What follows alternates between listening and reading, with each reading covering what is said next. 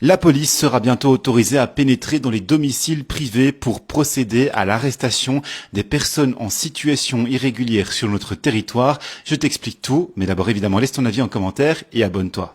Je n'en avais pas encore parlé parce qu'il s'agissait plutôt d'un avant-projet de loi et que j'attendais un peu plus d'informations.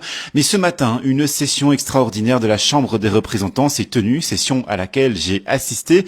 Le Premier ministre a dû s'expliquer sur l'ensemble de son accord du 21 juillet et il a reçu beaucoup de questions sur ce qu'on appelle les visites domiciliaires. Il a donc confirmé qu'un accord a bel et bien été validé sur le projet de loi.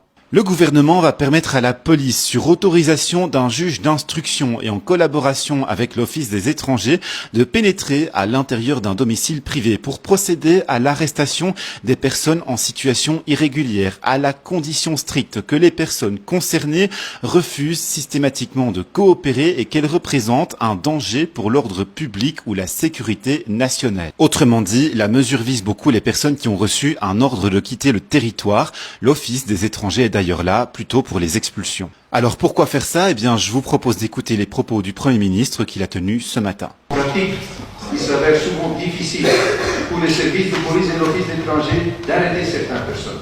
Justement parce qu'elles échappent durablement au contrôle en se cachant dans un logement. En supprimant cet obstacle juridique, les services pourront agir plus efficacement dans des situations où l'ordre public ou la sécurité nationale sont menacés.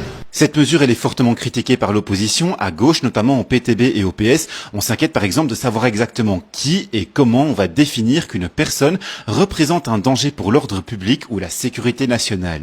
Et puis l'inviolabilité du domicile est un droit protégé par la Constitution dans l'article 15. Il faudra donc aussi vérifier cela.